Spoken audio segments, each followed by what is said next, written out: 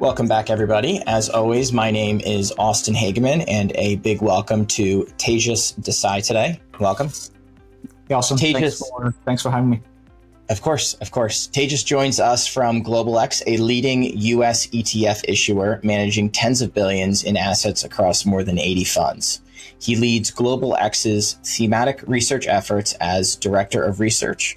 Tejas joined GlobalX in 2022 as a research analyst covering technology themes and products with a focus on disruptive technologies, including artificial intelligence, robotics, cybersecurity, social media, gaming, and digital advertising.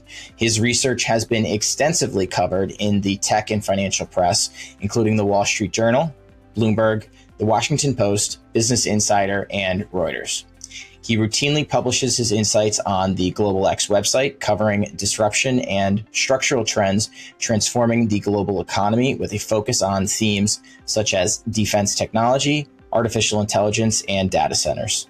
Tejas holds a Bachelor of Technology in Electronics and Communications Engineering from the National Institute of Technology, GOA, and earned his Master's of Engineering in Industrial Engineering from North Carolina State University at Raleigh. Welcome to Amplified Wealth, Tejas. Thank you for having me, and excited to share our insights with your audience. Of course. So you track some of the most exciting trends in the economy. When friends and family ask you what you do, what's your 30-second answer? Well, the 30-second answer is we get to be experts on these trends that are reshaping the global economy. Structural changes, talk about nuclear power, robotics, cybersecurity, or even social media, gaming. Many of, again, friends and family see their children spending more time playing games, consuming entertainment in a very different fashion. They're excited about buying EVs and their Teslas. And we really get paid effectively to understand these trends and communicate them to our clients and investors. It seems like from your college years, you may have known what you wanted to do when you grew up, type of thing. What sparked your interest in disruptive technologies? Well, as you laid out there, I have an engineering and technology background. And I think up until grad school, I was pretty convinced that I was going to spend my career mainly focusing on research or working for maybe one of the largest technology companies. That's sort of the traditional path there. But I was always fascinated by finance and investing. And although I didn't have the conventional sort of background, I did apply for jobs. Luckily, ended up getting into this amazing boutique sell-side firm, which was my previous role, working for this guy who had spent the last 3 decades covering technology stocks and was looking for a refreshed perspective. And while I looked at many of the patterns, many of the technologies from a very thematic and technology-focused lens, he added the financial angle of it, and that sort of gave me my start on the street. Spent 5 years doing that, and then for the last 3 years, I've been covering technology and now thematics for GlobalX. And I think that's one of the beauties of this disruption-driven world of investing, which is there's always room for new ideas because effectively you're talking about dissecting these trends, technologies, and really thinking about where the puck is moving versus where things have been. When you think about AI, robotics, cybersecurity, there's very little precedent to understand the commercialization of these technologies, and I think that's the opportunity that needs to be addressed, and the gap that even firms like GlobalX try to fill. Right. I can see that sense of always looking forward, always trying to get a sense of that new, right? That seems like it could get tiring and maybe sometimes frustrating. I think learning new things and relearning new things is an important part of what we try to do. I think when you think about thematic investing at a high level, we have a very specific sort of framework that we utilize to try and understand the impact of many of these opportunities.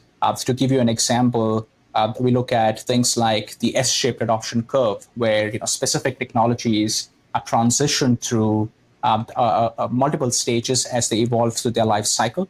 That is true across a wide range of technologies and trends that we cover, right?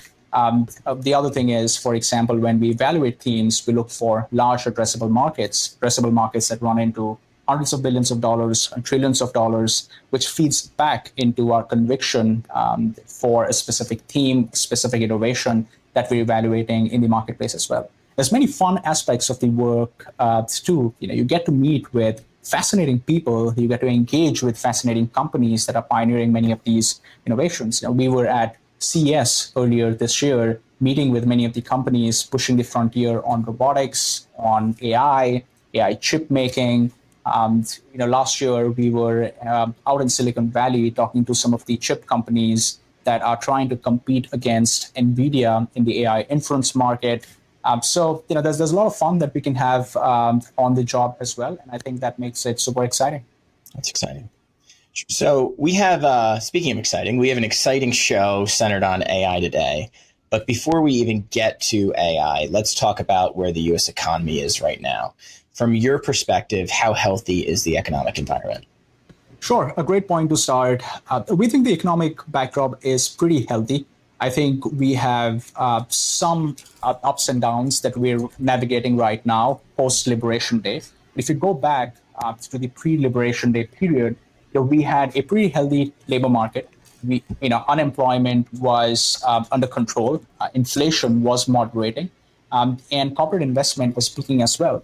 If you look at S&P 500, you had pretty decent profitability. Companies were beating extremely high margins and estimates, and which ties back into this whole automation era evolution that we're talking about, right? So I think the economic backdrop was pretty resilient.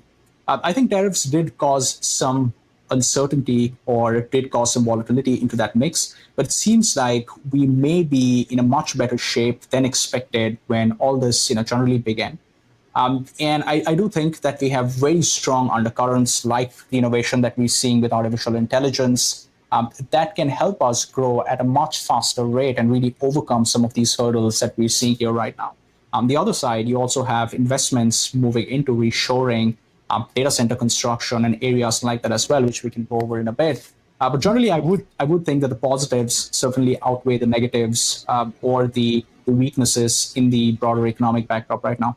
So in your view with AI, it's more like we're installing a turbocharger into an engine that's already running smoothly, not trying to resuscitate a broken down car. Is that fair? That is fair. I think innovation has played a very important role historically in driving the US economy forward. You go back to the oil age, go back to the early industrial days, you go back to the age of the internet, the chip era, the mobile smartphone computing era. So much of the growth that we have seen has come from a new technological paradigm shift that drives things forward. And I think the US industrial machine is really well designed and responsive to making investment decisions, capital allocation decisions, business decisions to capitalize on a wave like this. I think AI, quite frankly, is bigger, more impactful, and more transformative than anything that we have seen in the past. I think this is a Internet 2.0 moment, if we were to use a recent analogy and draw comparisons, but probably 5 to 10 times bigger as it plays itself out. At a high level, I think there's really two parts to that story, and we can get into each one of those. But there is the productivity aspect, which I think is very well discussed. Artificial intelligence can make us more profitable, more productive, focused on things that only matter. And the other side of it is trillions of dollars in investment that needs to happen to make AI possible. And I think both of those factors are going to be the drivers of this new economic engine. What do you think? I think a lot of the media is spending a lot of time on the hype around AI. What do you think the risk is that we might be overestimating how quickly AI can deliver that kind of broad productivity boost? I think there is a timing factor to it. How fast can we achieve the gains that we are really looking for? I think there's multiple nuances that we need to take into consideration here relative to maybe the internet or some of the other sort of information age productivity benefits or information age paradigm shifts that we have seen in the past. And I say this because I think AI is really colliding the technology universe with the physical world, right? So I think the adoption of artificial intelligence is closely tied to how fast we can ramp up and bring the infrastructure, which is closely tied to how fast we can bring more power online, more physical resources, physical commodities, right from copper to lithium to rare earths to many other technologies. And that feeds back the information and the automation age, and then again drives more capital towards those investments, right? So I think this collision of the technology world and the physical world is very unique. What we need to understand is that the physical world generally tends to be a bit more lumpy, moves in capital cycles that are completely different versus the pace of the technology world. And I think along the way, as this curve sort of keeps moving forward, you will see this constant dislocation between both of these areas, right? And I think the risk is that at some point, the dislocation goes in a way that it looks like a hype that is playing out. But I think the upside there and the opportunity there is the moment you have a pullback, I think investors or allocators should be thinking about getting more exposure to AI.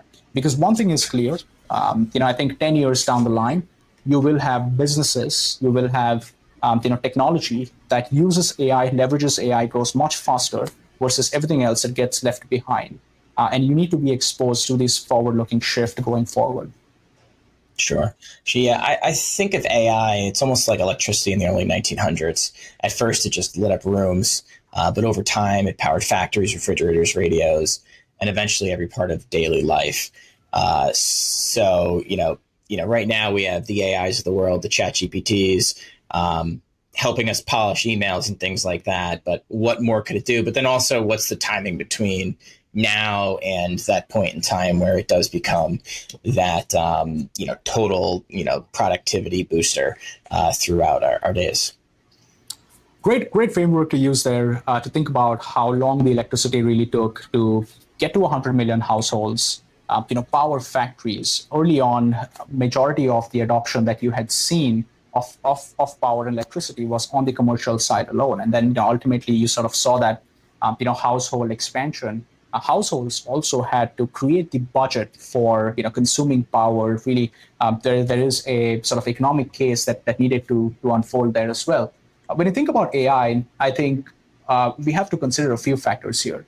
Number one, the models that we have today are significantly smarter in many cases and improving rapidly in many cases than I would say human level intelligence, right? I think many of these models that you have today, frontier models, are competing against graduate level intelligence, PhD level intelligence, even in certain specific cases.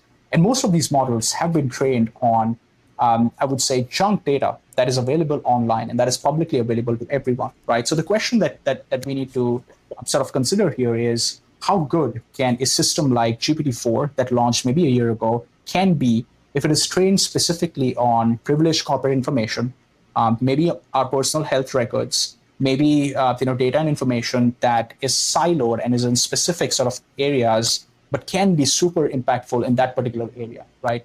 And I think so. The point I'm trying to paint here is that this is a multi-spectrum opportunity, and you can't really look at it as okay, we will all have super intelligence, and then AI is going to deliver X% of productivity gains. I think in terms of adoption, the stats that we look at to build our conviction are these. ChatGPT gets nearly 700 to 800 million weekly active users, and no other platform has been able to reach that scale in such a short period of time. Here in the US, our estimates suggest that an average user spends roughly 20 minutes interacting with ChatGPT every single day. And I would say that the engagement rates are much higher for professionals, for white-collar professionals, for knowledge workers on this particular platform. When you think about platforms like Instagram, when you think about platforms like TikTok, although not direct comparisons to ChatGPT, think about the amount of time or the number of years that those platforms really took to get to that level of stickiness or relevance in consumers' lives, right? So you have this solution that has extremely strong stickiness and very high engagement numbers with a very powerful underlying technology that's driving it. Now you just need to take that public acceptance of this technology, take this existing technology that is getting cheaper and cheaper every single day, and apply it more broadly to a wide range of applications. The innovation that you saw from China earlier this year with DeepSeek is one step in that direction to expand the applicability of AI. You get more chips, more solutions along the line. So again, back to your original analogy, this is very much like the electricity revolution, where many of these stages are being built as we speak, and that's going to drive more usage and more application across the board. So you mentioned China. There's a discussion out there about who will lead the AI race globally. Some say it's already decided. Other people think it's still wide open. Where do you think the U.S. stands right now in terms of AI leadership, and what factors matter most in leading the wave?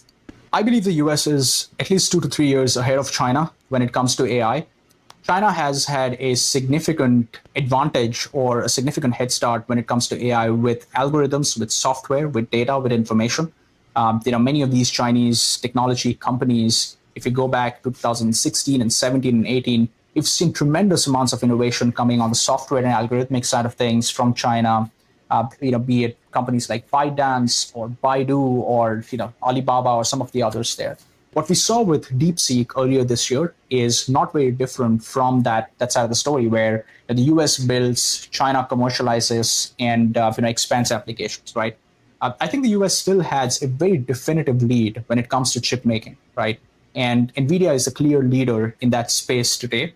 I think the newer platforms that NVIDIA is launching and bringing to market are significantly better than anything that the Chinese can produce. So from that perspective, it is very important that global technology companies, be it in China, in Europe, in India, or other parts of Asia, continue to use NVIDIA's rails, continue to use the infrastructure that's provided by US technology companies. And I think that's really the defensive frontier for the US tech industry to continue to innovate on this revolution, right? I think on the commercialization side as well, although Chinese AI had a very strong advantage and has shown significant innovation, I would say that the rest of the world, if given a choice, would feel much more comfortable and prefer using American technology solutions, than going with Chinese solutions. Because on the security side, I think there's a very different perception. At the same time, data localization and other rules, they work very differently. And mind you, US Tech has very good experience of commercially and profitably operating at the global scale as well, which I think will come very handy. So all that to say, I think the US leads the rest of the world. Number two player is China. US is 2 to 3 years ahead. And I think retaining our semiconductor leadership is very important to be able to retain that AI leadership. So I remember when DeepSeek was originally announced, or maybe it was leaked, and that fear it sparked within the NVIDIA investor group, and NVIDIA sold off pretty well that day. Do you think investors should be worried about concentrating in what we see now as the top AI names, or do you think that those names are pretty well insulated? I think there should be a general aversion towards concentration in any market.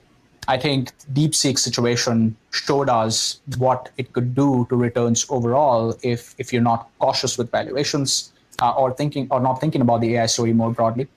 Our view on this is AI is not a single company opportunity. This is transformative and will split the broader sort of economy into the haves and the have-nots, right? So I think it is very important that investors need to think about this in a way which, again, get exposure to the winners of the AI revolution, but don't lose sight of the large bunch of sort of long-tail participants that will drive the AI story forward. When you think about just the hardware equation, there's so much beyond the GPU itself that goes into making AI hardware possible. High bandwidth memory, for example, is extremely essential as the context windows of these AI models expand. So you want to be able to throw more information at these models. High-speed interconnect systems or networking chips, extremely important to that overall equation as you connect more clusters of AI into that mix. And so companies like Broadcom and even smaller companies like Astera Labs and many others are trying to make a dent in that particular market. Then there is the AI infrastructure space. You have companies like CoreWeave and many others, as well as the hyperscalers trying to capitalize on that opportunity as well. So this is to say that you have to look at the AI opportunity with a very broad lens. You have to get exposure to the entire value chain. Otherwise, you risk being isolated to a specific value chain, and then events like DeepSeek really put those sort of theses in question. Right. Yeah. As you were talking, my mind was immediately going to like the Nokias or Blackberries, right, where they had the market leadership, and then they were overtaken. I mean, the next generation today probably doesn't even really know what a BlackBerry is. It was almost erased from history. But at one point in time, it's what everyone had in their pocket. Think about the internet companies of the 90s and how many of those companies ended up earning the majority of profits from the internet cycle over a long period of time. So, a first mover advantage certainly, I think, puts you in a good position in the short term, but you have to continue to invest to be able to defend that. That's not to say that Nvidia will not exist or will not capitalize on the AI wave. I think based on evidence, we already know that they are very good investors. They look at these trends, way before the market anticipates them, make very good capital allocation decisions. But there will be other opportunities that open up along the way. And if you go back to any technological paradigm in the past, you will see that technology paradigms generally unfold in three phases.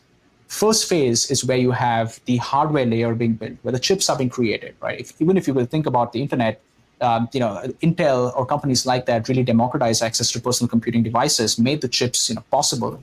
The second stage is where I think you have a lot of abstracted infrastructure, right? Software platforms that make it possible to build end user experiences on that technology that's underlying. And then finally, it's the application age. And when it comes to AI, we have barely scratched the surface of the application age. So I think you have to stay broad, you have to keep an open mind, and I think that's the only way to capitalize on innovative waves that are this profound as they unfold. Right. So you bring up a good point about that cycle. When people imagine AI, they often think of software and algorithms, but there's this massive physical side to it, from chips to data centers to the power grid.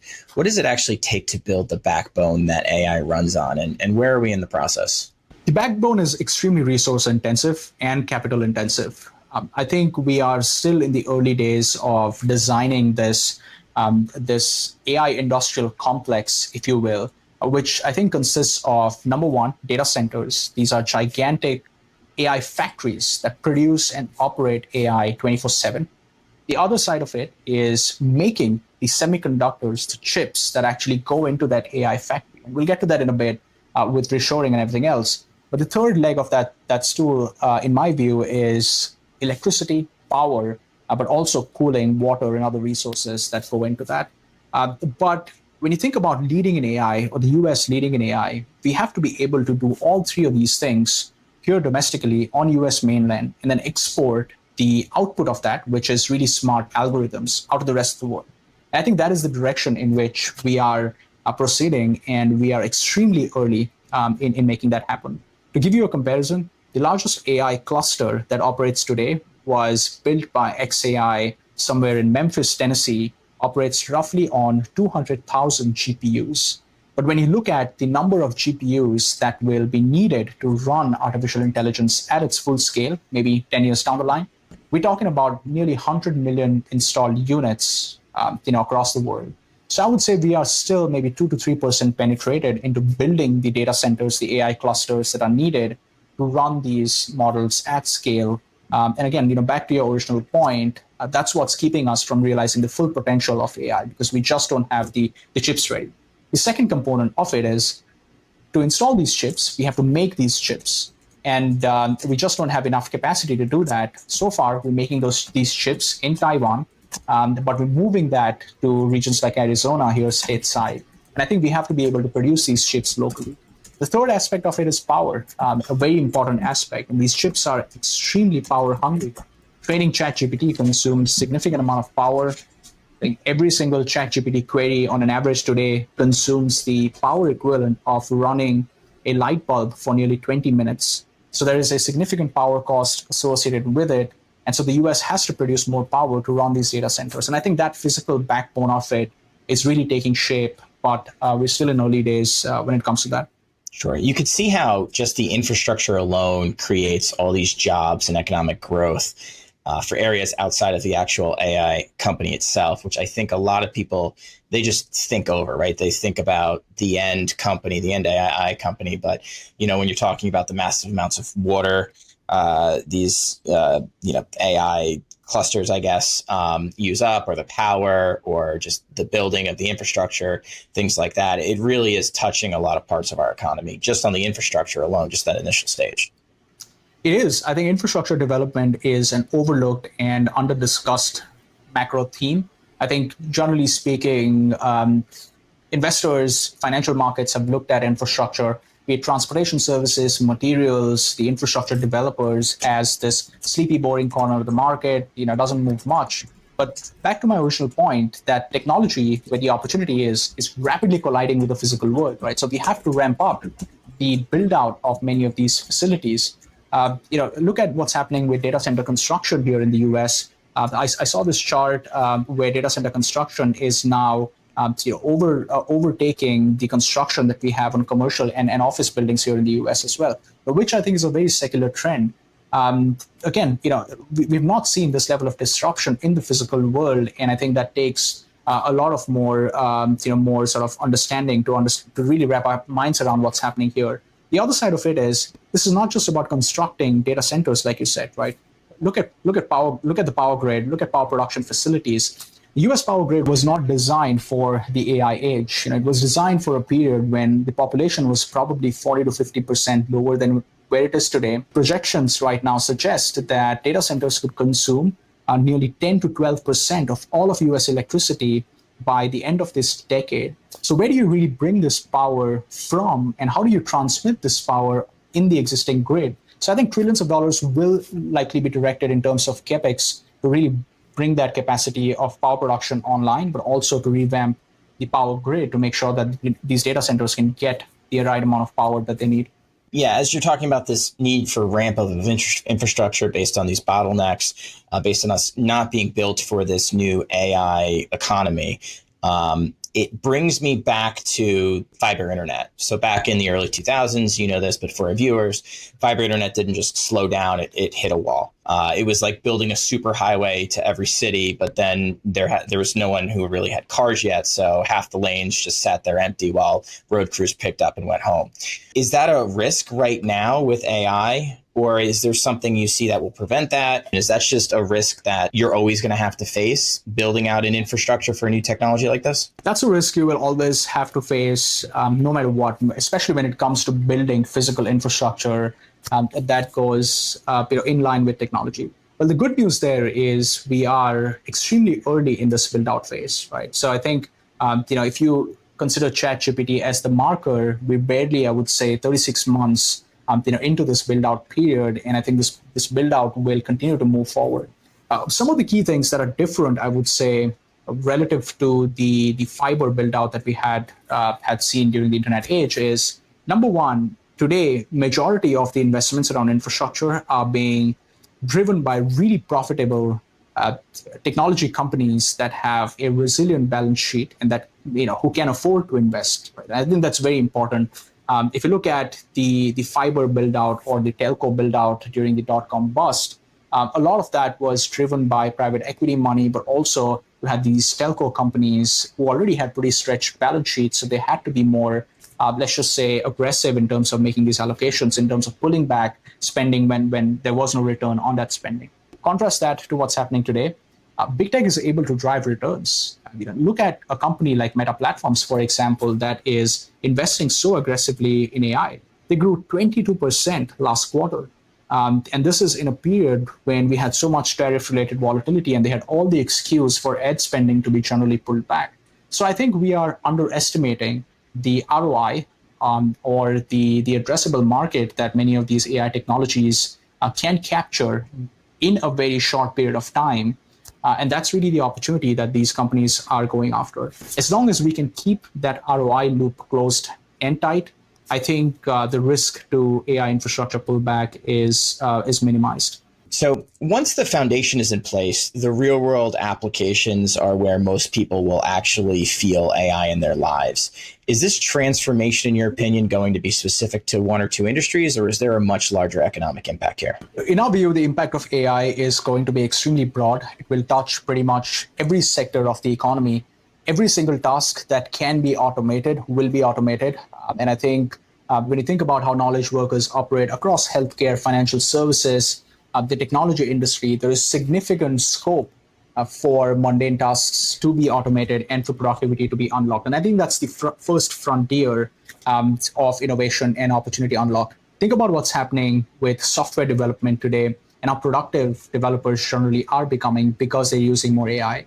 When you think about cybersecurity in financial services, maybe compliance, reporting, there's several processes where AI can add a lot of impact. But beyond that, I think this is a consumption expansion story when we see more consumer-focused apps and services come to market because of AI. Right?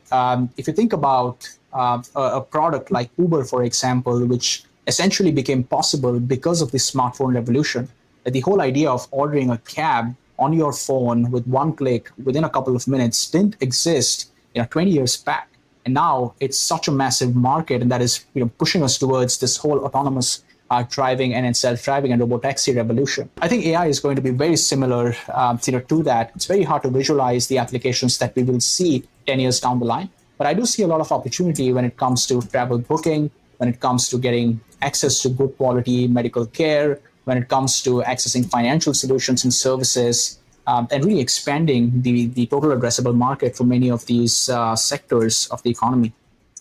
Very interesting. So what I'm hearing is, there should theoretically be a boost to your traditional companies, everything from the financial services to the discretionaries to the staples, the Walmarts of the world, right? This isn't a technology focused wave, although technology will be a catalyst in helping these companies become more profitable. But then also what's interesting here is, what is that new? What is that new profit source going to be? Where is that going to come up? How is that going to be used? Is that going to be something that an existing company takes advantage of, or is it going to be a whole new company like Uber?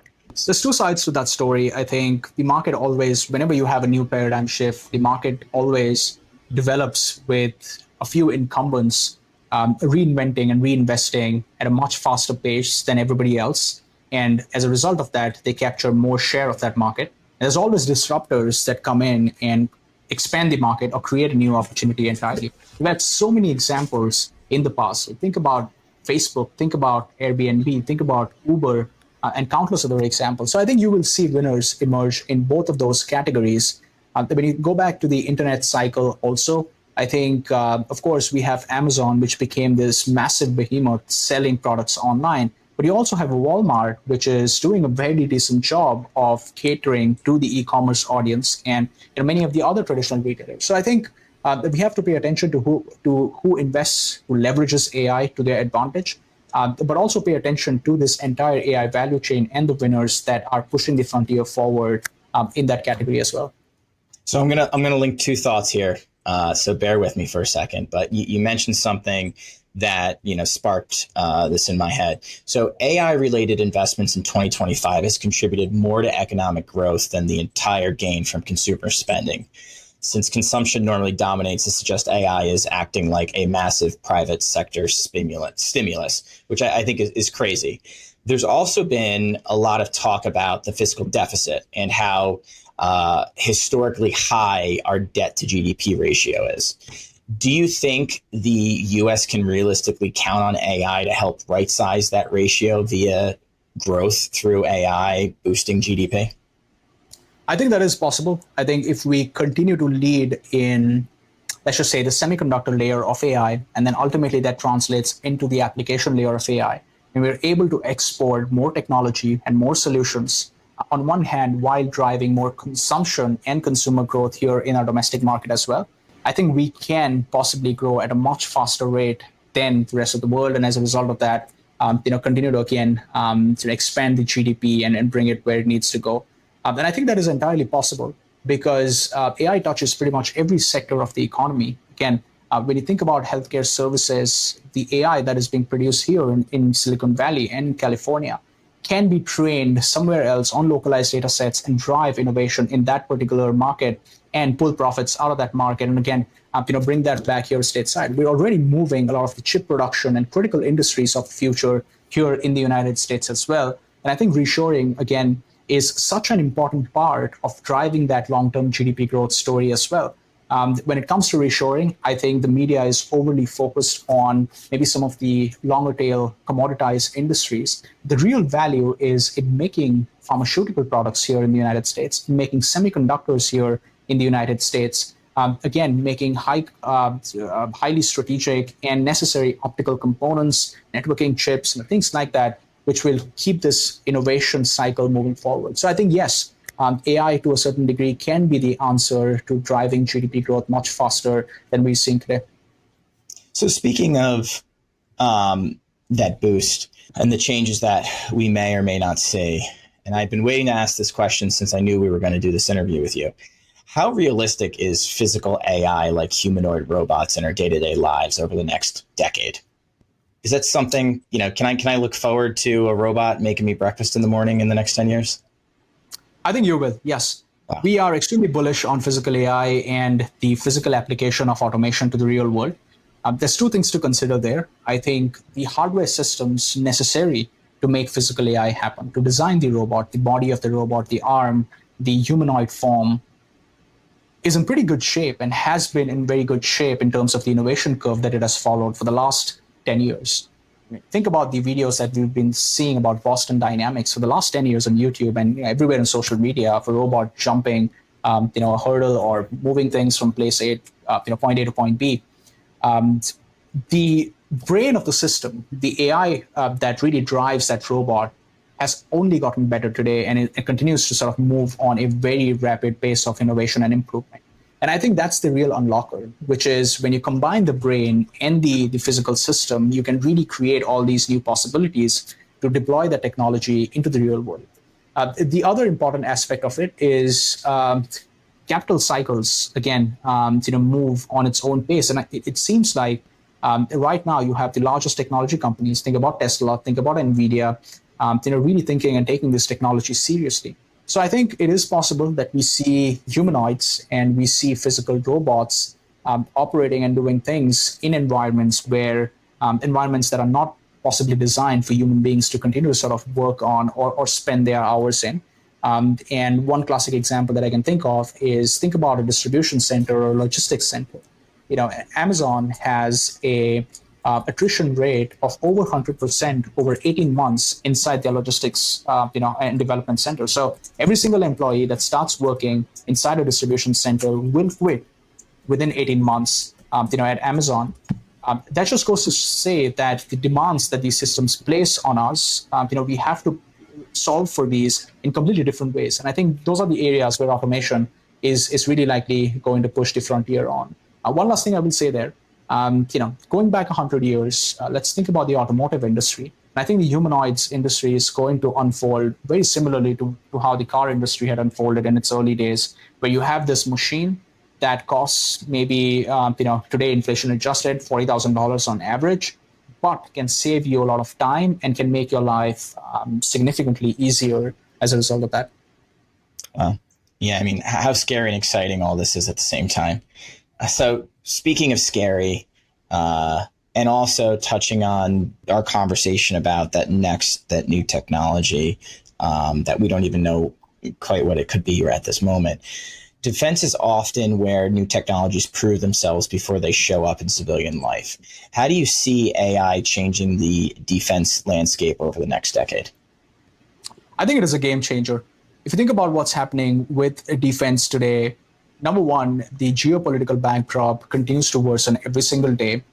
I think when you think about how we have conventionally thought about defense, with majority of our spending going towards these conventional ammunition systems, guns, bullets, what have you, tanks, ships, I think we have reached the peak in terms of those systems acting as a deterrent to continue to resolve conflict going forward. They have a very important role to play, but I think AI technology expands the frontier of this application, allows us to anticipate a lot of things and really act based on that. So I think in the security angle of the future, AI has a very definitive role to play. And the government generally seems to be extremely receptive to commercial technology and to commercial AI for the first time, like they have never been, in the past. Classic example of that, look at Palantir, for example, and how fast they've been able to grow into that particular market. So when you think about warfare of the future, there's really three areas where we tell clients to pay attention to. Number one is AI and software and the whole data analysis complex. Number two is autonomous drones and autonomous weaponry. Number three is cybersecurity, which is, again, an important part. And I think AI touches pretty much all three of those. So it's going to be more about smarter systems than bigger weapons at this point. It's no longer going to be who's carrying the biggest stick. It's who has the smartest systems. Absolutely. A war that is avoided, a conflict that is avoided, is a conflict that you don't fight and you don't have to worry about, right? So I think systems are evolving towards a more predictive deterrent stance, if you will. And a lot of this approach has already been applied in the past. When you think about how intelligence agencies, in the US or elsewhere have operated, it's all about collecting information, processing it, and trying to find signals. Now that we're producing information at scale and at such a volume, we need a new approach to look at this. And I think that's the gap that AI fills. Very interesting. Very interesting. Well, I appreciate your time today talking about AI. On a personal side, looking ahead, what's one thing in your life, work, could be work related, could be personal, it could have to do with AI or not. What are you most excited about right now? Well, on the personal front, I would say I just became a dad about 4 months back. So that's awesome. We have a 4-month-old at home. And so, although the sleep cycle, we can talk about that some other time, but overall, it's an exciting phase of our life. And I'm really looking forward to that. But on the other side, I'm also picking up a lot of AI tools, and this is a fascinating technology that we're trying to stay on top of. We are very savvy in terms of the tools and technologies that we use here at GlobalX as well. We're forward thinking not only in our investment approach, but the way we do our day-to-day operations as well. And that's one of the things that I plan on continuing to do for the next few months here, trying to find areas where we can continue to drive our productivity internally as well. That's great. That's great. And congratulations on the new baby. I can tell you what I'm most excited about speaking to you is I always have this long to-do list, most of which my wife has put on my to-do list of scheduling doctor's appointments, going to the store, refreshing certain parts of my wardrobe, things like that. For me to basically just be able to offload that onto AI. So it could schedule those meetings for me, because for whatever reason, I have no trouble getting stuff done for clients. But when it comes to my personal to-do list, it's always, I'll get to it. And I always come home to my wife giving me that disappointing, mom look of, so what didn't you do today? So I'm personally excited for me to be able to say, hey, ChatGPT, or hey, this AI, that AI, I need to get these doctor's appointments scheduled, look at my calendar, reach out to these different providers and get that done for me. I think that will be a huge burden lifted off my shoulders. Which again brings back to my original point also, which is think about how early we are in this cycle. Now, the only tool that people use today is ChatGPT, but there's 5 or 15 different apps that we use for our daily lives every single day. I think each one of those is an opportunity for AI to bring something new to market. Very good. Very good. Well, again, I appreciate your time. To our listeners, always appreciate you coming in and listening to our show.